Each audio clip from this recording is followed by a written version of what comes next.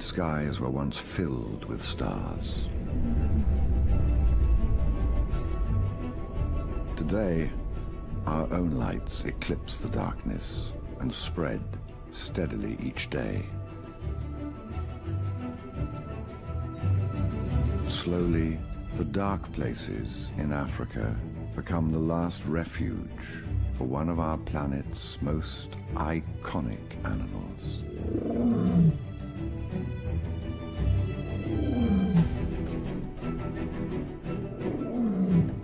50 years ago, 450,000 lions lived here, and today there may be as few as 20,000. And yet, in these remote places, some of the most dramatic stories on Earth are played out. They are harsh, sometimes violent, never malicious, and always real. This is a story of some of the last wild lions on Earth.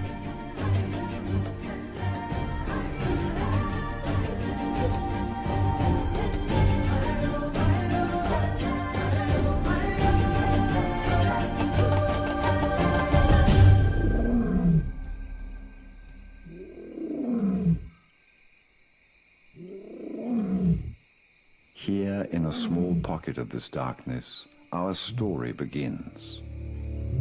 It is an old saga of life lived by tooth and claw.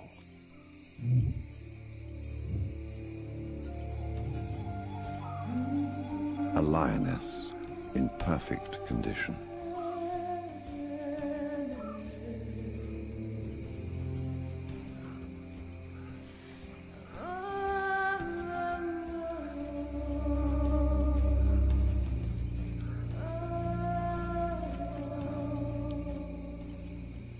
It's unusual for a lioness to be without a pride, but she's not alone.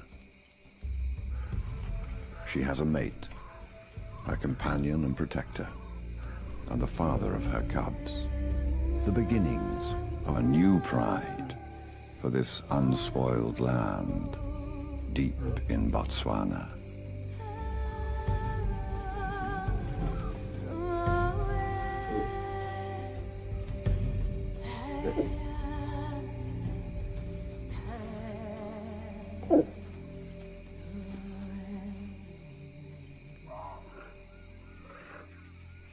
Tonight, the bush is uneasy.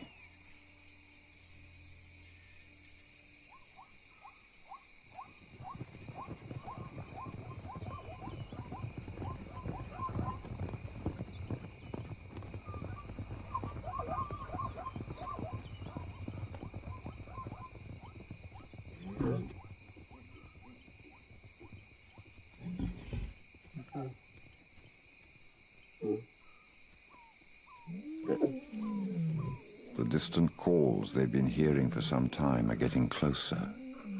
It puts them on edge. Invaders, and they suddenly materialize.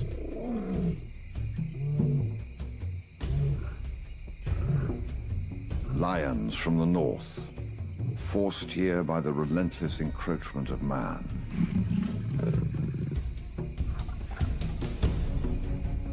They're ready to risk everything to win new territory. Her male has no choice but to fight.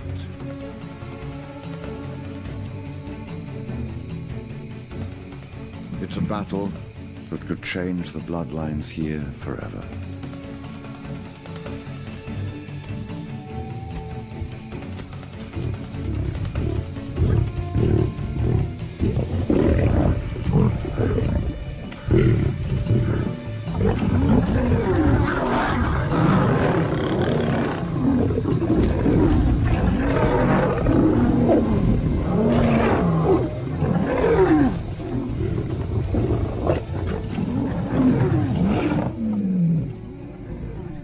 The invaders with a clear determination to win and to stay.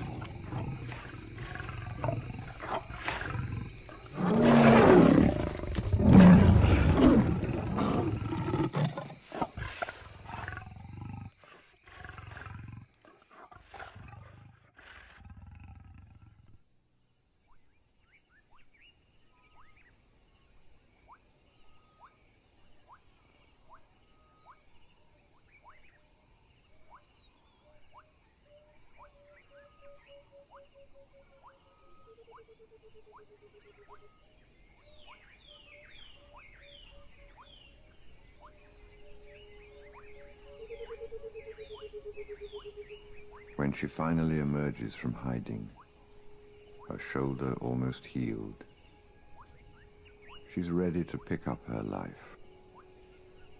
She starts by trying to find her mate.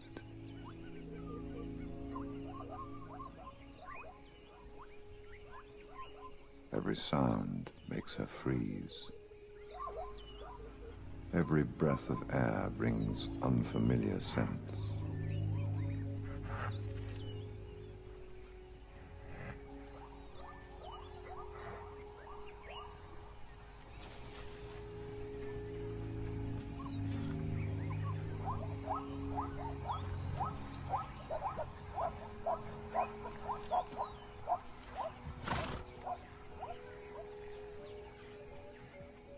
Until she finds him, she is a fugitive in her own land.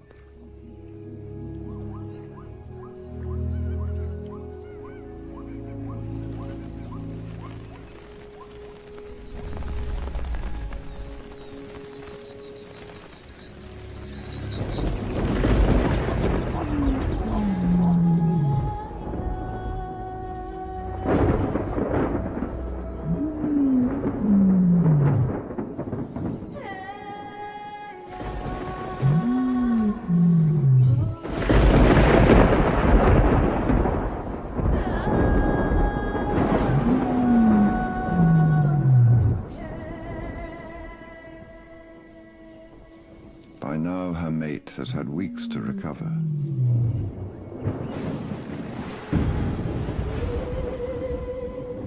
He should be answering her calls.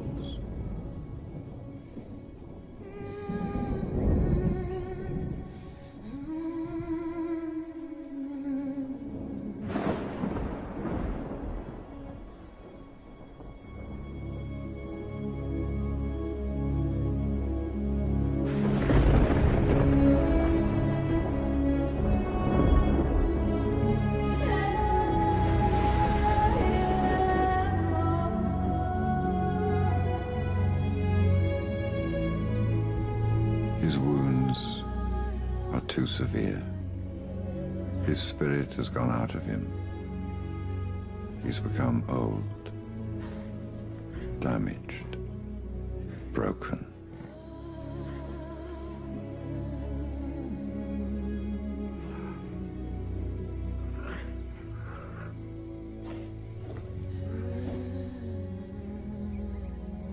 His reign is over. There are new rulers now. To survive here, she will have to submit to these new masters. But until the newcomers detect her presence, she still has a choice. The swirling air carries a hint of her unfamiliar scent. The hunt begins.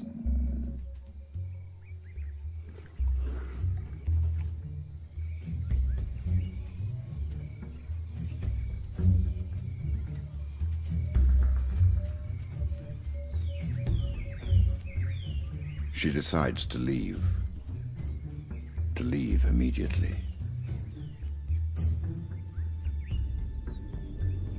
For she has a secret, all that is left from her old life, a secret that must be protected.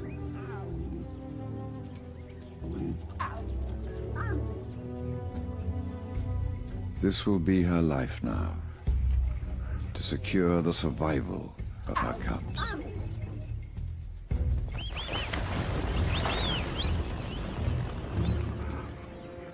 With the males behind her, backtracking is impossible.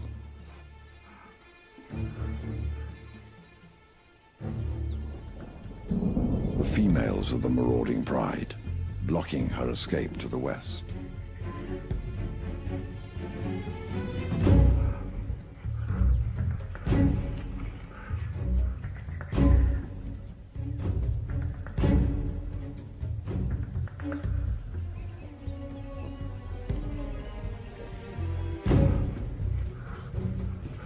reader will remember the violent night they last met as vividly as she does. The night she was left battered and bitten, bleeding to death. But she in turn left the largest of them with one eye blinded for life.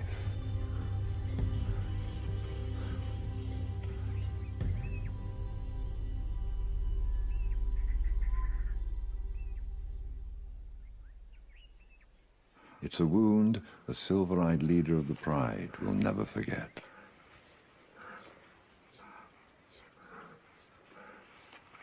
They can smell her tracks.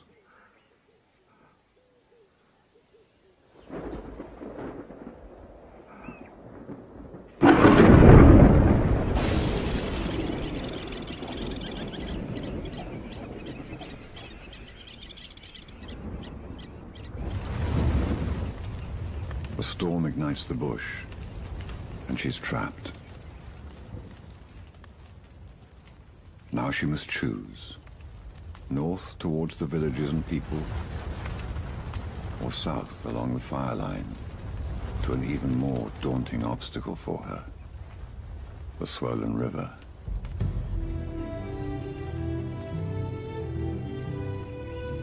In this part of Africa, a mother is named after her firstborn as its protector.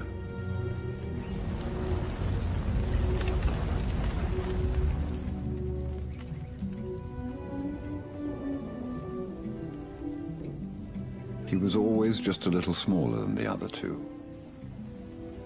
Slower. Prone to getting lost.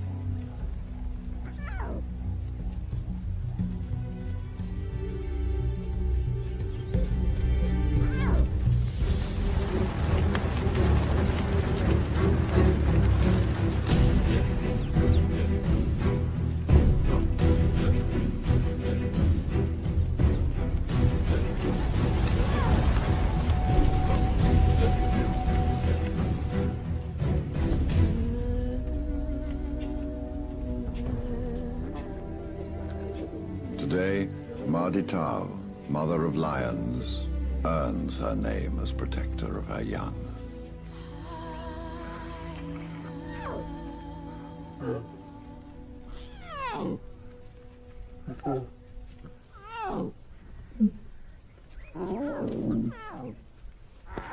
As the smallest, he must get used to being constantly bullied. It'll either build him up or wear him out.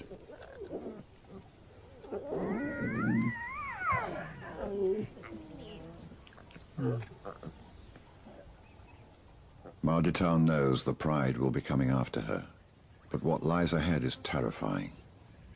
Lions detest deep, open water. It hides things that seem unnatural to them. But the options behind are worse.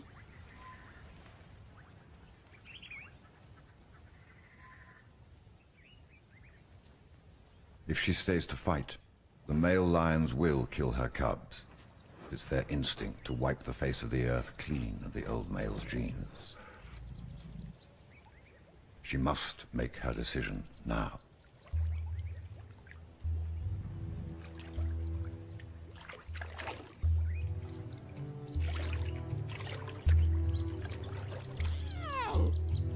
The male cub doesn't hesitate this time.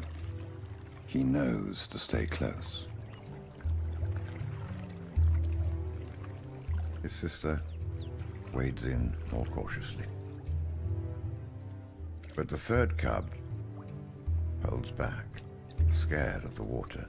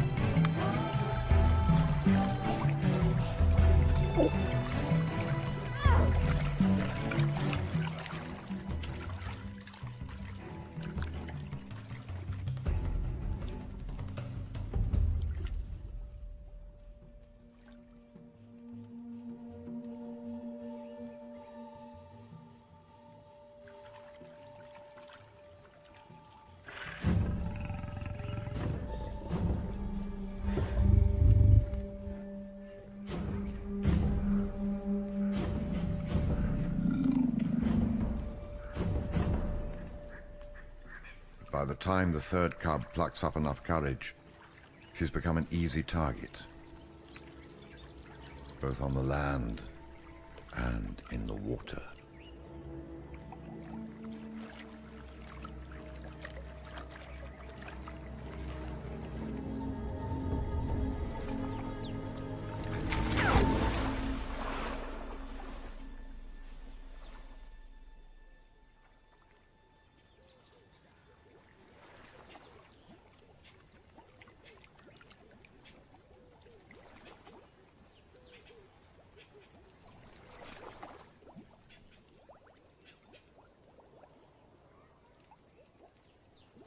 The males turn back into their newly won territory, satisfied that she and her cubs have been expelled forever.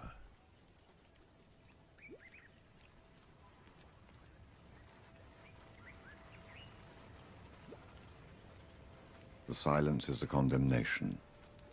Marditau, the protector, has failed for the first time as a mother. As she turns away, she is turning her back on her past, on the pride that was so desperate to be rid of her. And she steps forward into an uncertain future with her two surviving cubs, the little male and his sister.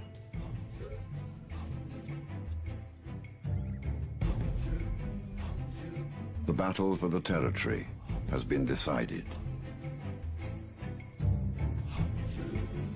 Marditau and her cubs have escaped to an almost deserted island in the swamp, the only lions on this vast, isolated wilderness called Duba, in the middle of the Okavango Delta.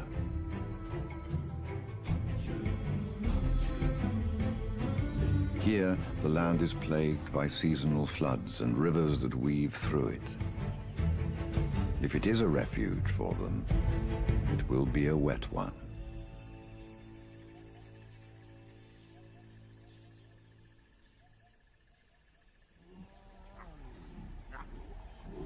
A few weeks have passed. Food has been scarce, but there are still no signs of other lions, and they're starting to feel safe at last. The smaller cub has gained renewed confidence by being one of just two cubs now. In his heart, he's a hunter, always ready to explore the endless possibilities that lie in wait for a cub with a restless spirit.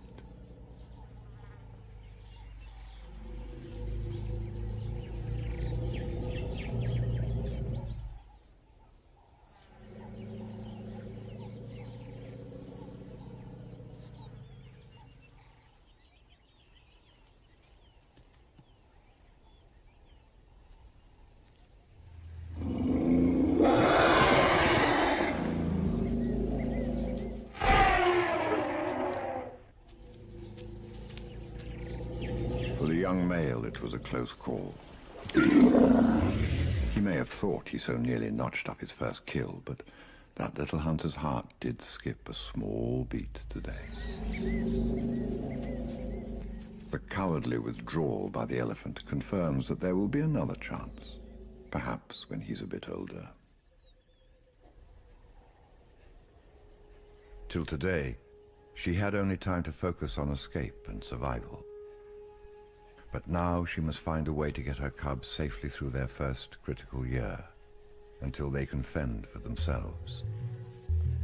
And as a single mother, this will take every ounce of her energy and intelligence.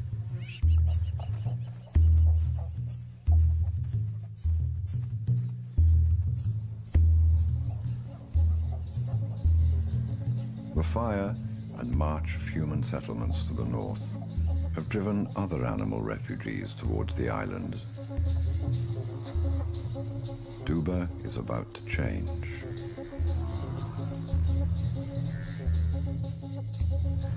These are some of Africa's most aggressive animals. Their sharp horns and bone-crushing bosses are perfect weapons, and their massive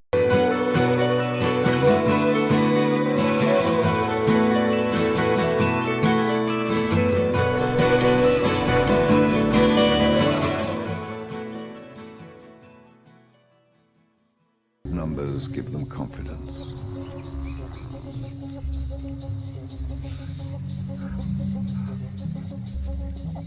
At the head of the herd is one of the most fearsome of them, a scar-faced bull weighing almost a ton.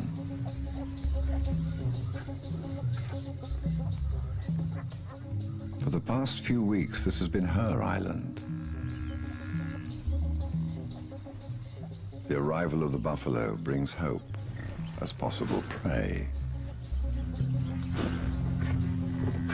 but also fear. These will be her new enemies on the island.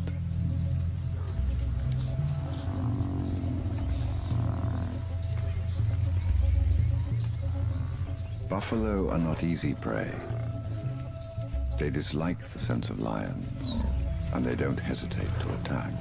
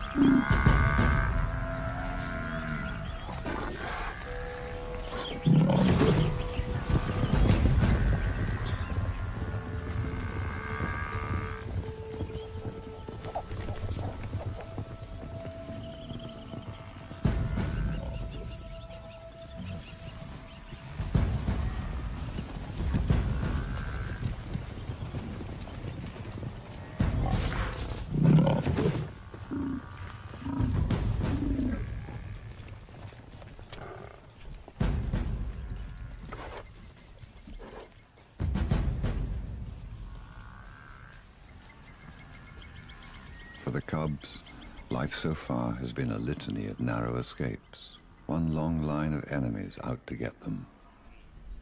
A strange way to start life as king of the beasts.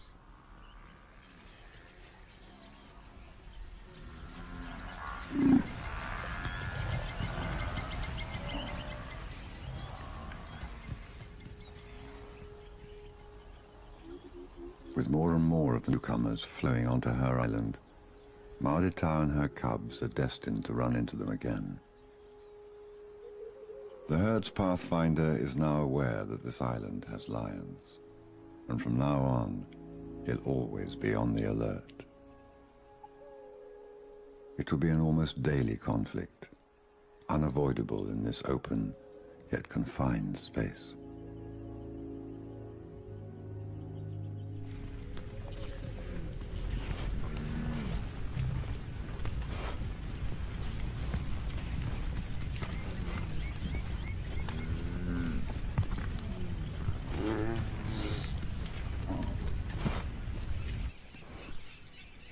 If she is not going to be at their mercy, she will have to learn more about this new presence.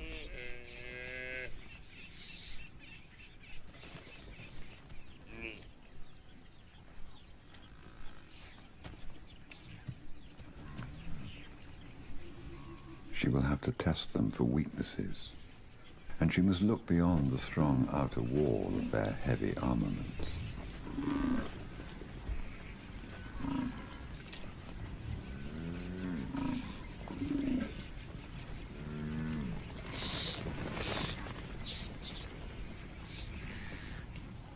In time, she must become expert at finding those weak points. Small hidden chinks in the armor that will stumble out into view and excite her instincts as a huntress.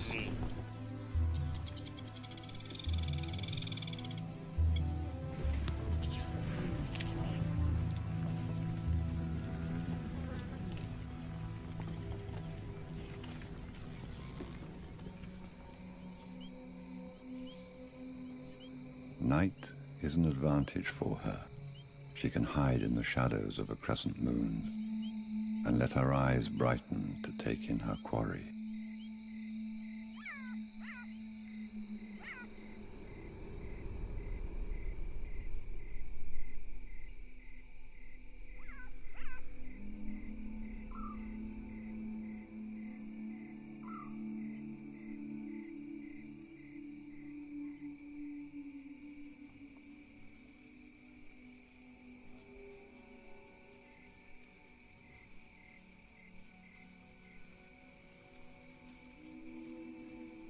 Now she has to become invisible. It is what a solitary hunter does best.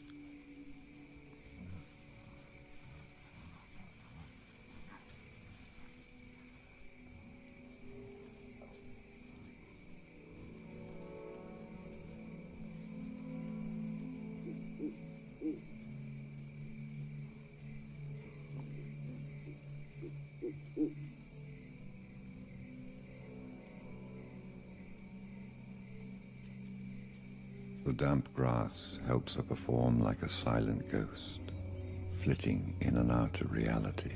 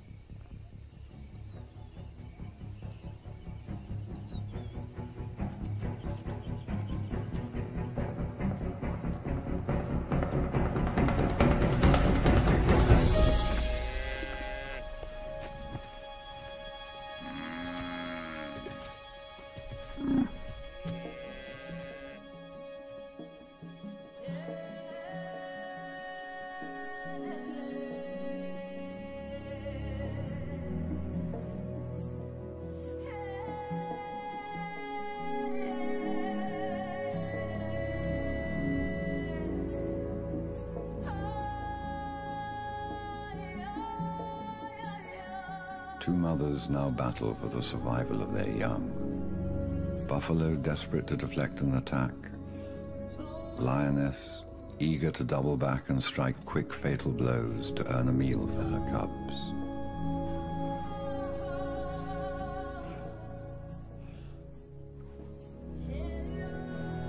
It's the eternal dance of Africa.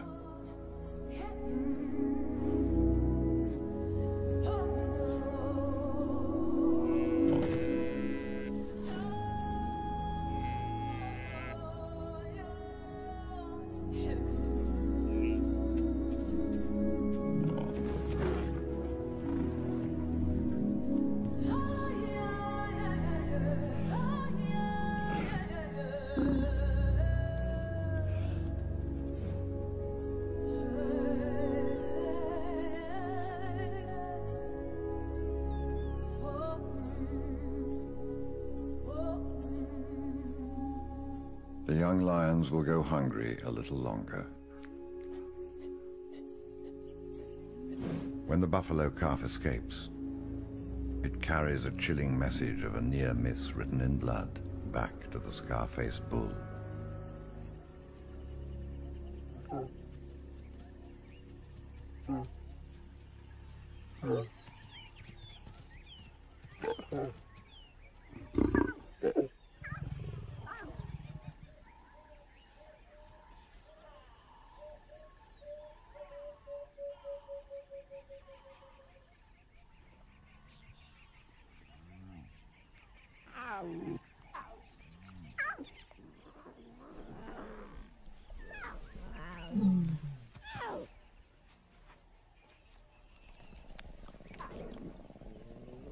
It's a race against time. The cubs are demanding more from Maditao as they grow and her milk dries up.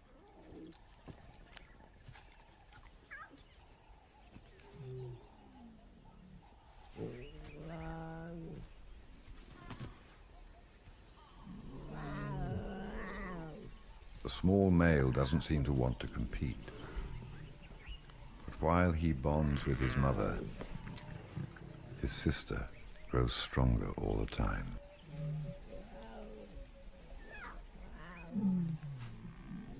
Her cub's survival is a hard taskmaster for her.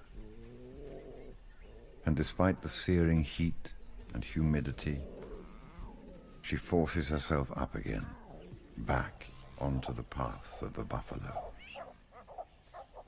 She seems to understand that the herd will provide if she can just crack that code. She has a fresh tactic in mind.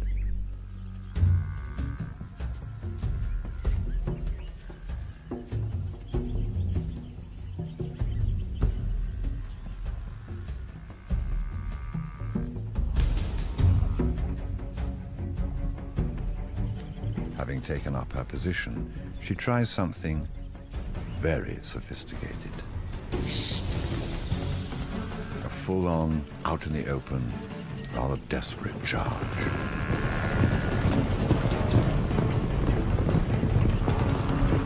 It panics the herd. A lion hunt is as much a mind game as it is a physical explosion of violence.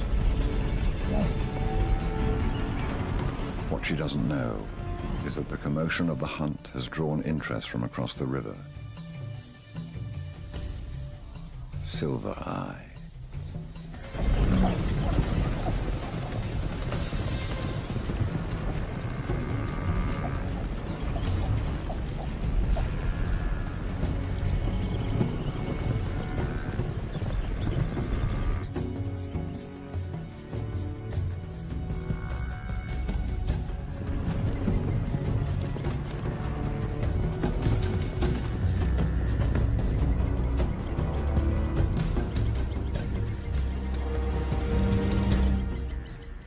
Only a thin strip of water divides them at this point in the river.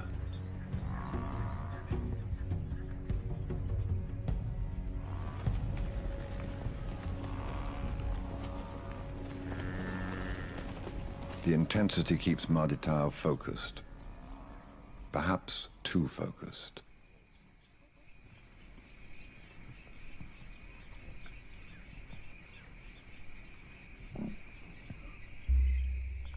The night hides many a bold and sinister thing.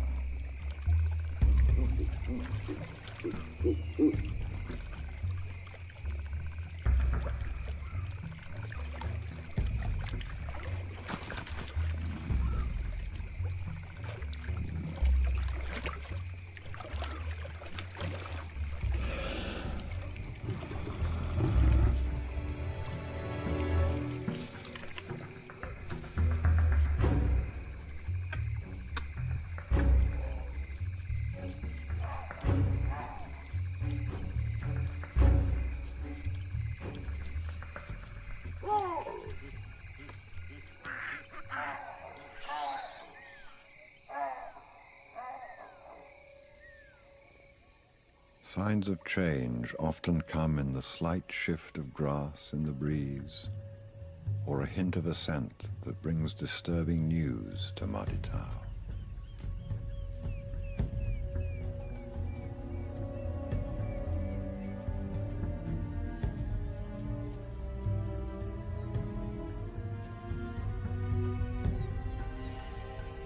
She and her cubs once again stand directly in the path of an aggressive, half-blind lioness and her followers.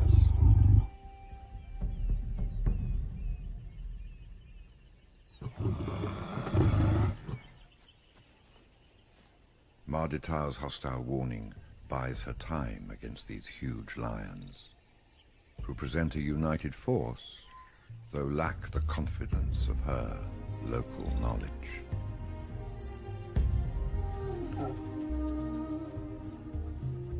The cubs understand her body language. They know what to do.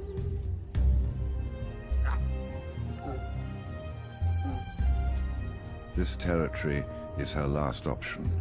There is nowhere else for her to go. If she flees from the island, she'll immediately have to face the males patrolling the far bank. And if she were to avoid them, at the horizon, there are people, villages, guns.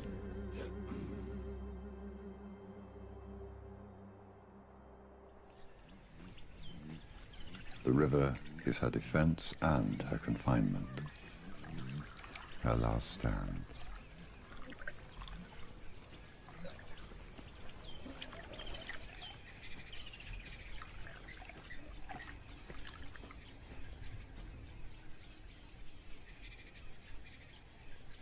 This island lives and breathes by a different set of rules to the rest of Africa.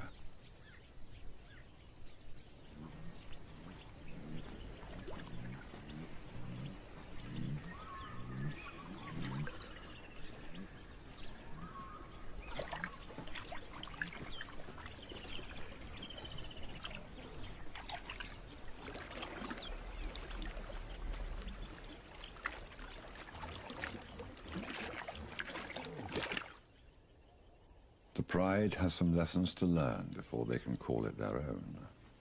The first is that it's a mistake to sleep too deeply on Duba Island, especially when a scar-faced bull has smelled the spilled blood of his young.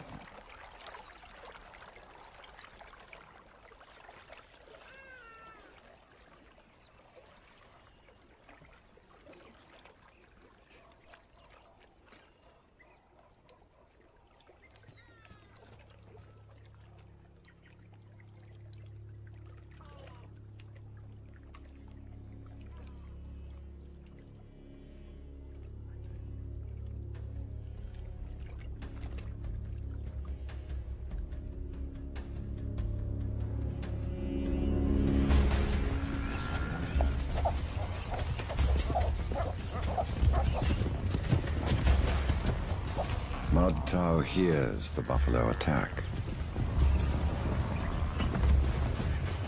She pictures the chaos from bitter experience.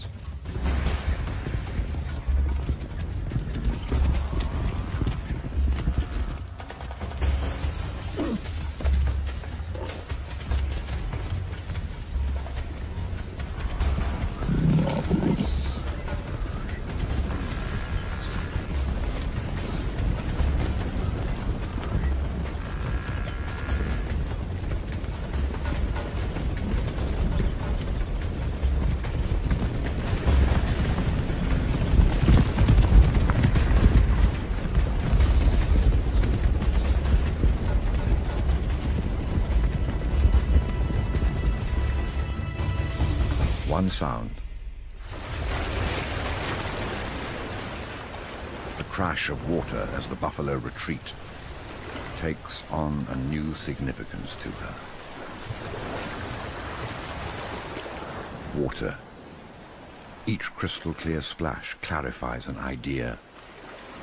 Buffalo flee to water to escape. They use it as a protective barrier between themselves and the lions, and yet they still panic, bunch together, and make mistakes.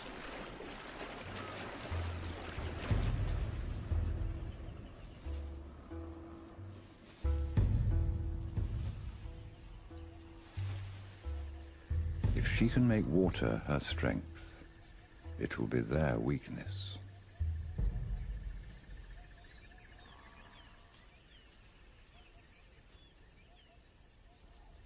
Silver Eye has noticed the silent hunter on the move, and what she has left behind in the grass.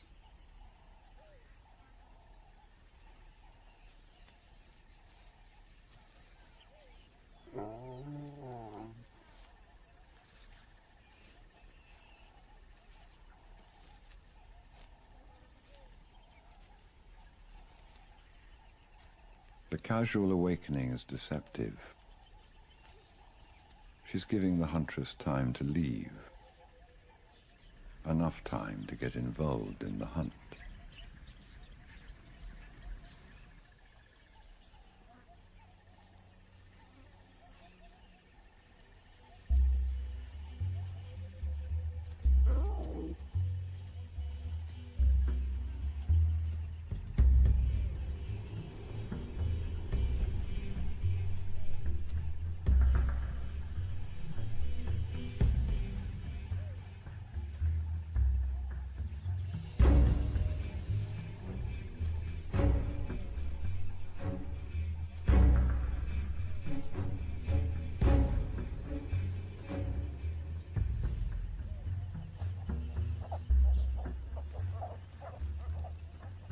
Something bothers Mardi Tao for a moment. Some instinct.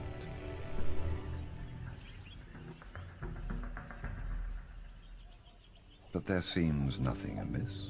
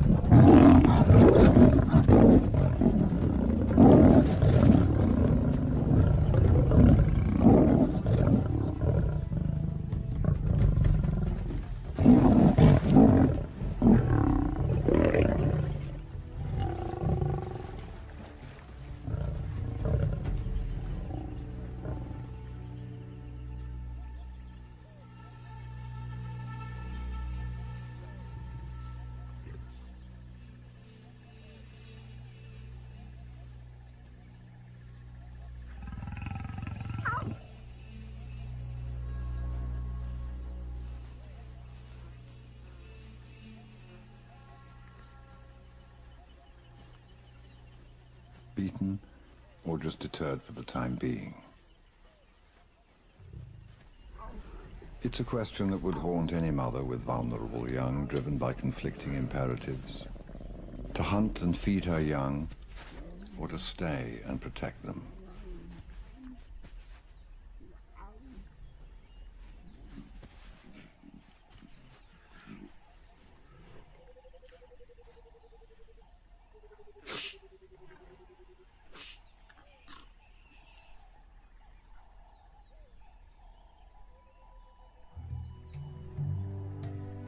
With the pride safely in retreat, the young male cub turns his attention to a much greater challenge, like being king of the hill,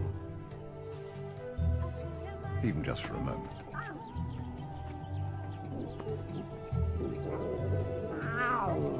For a young lion, being lord of all you survey is almost your birthright. If only one's sister would accept it.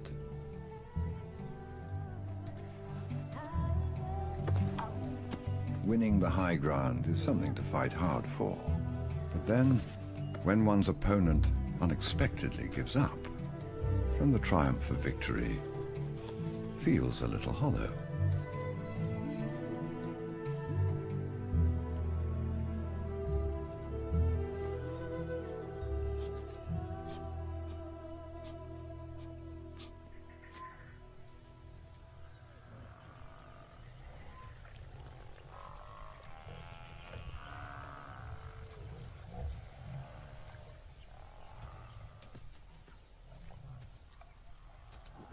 With each day she hesitates or fails, her cubs get closer to starving.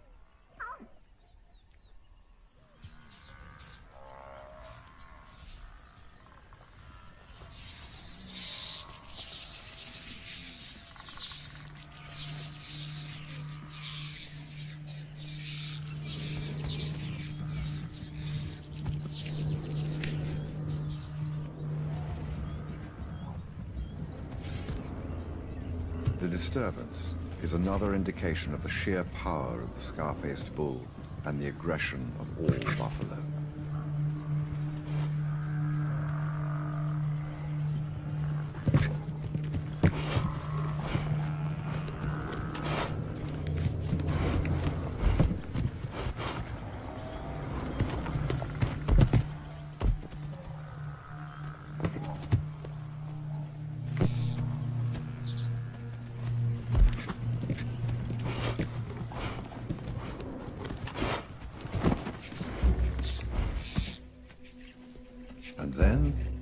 She seems to see the solution to her problem.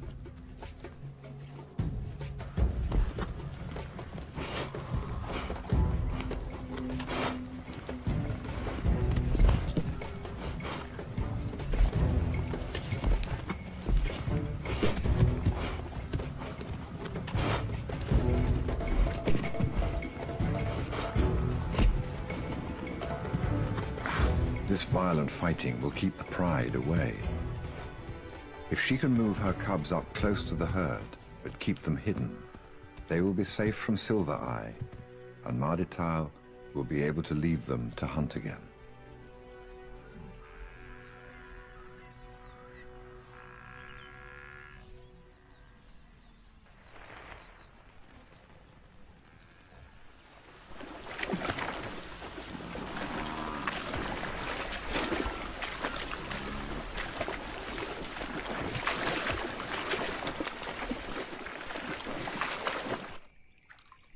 As the herd moves, she tracks them silently.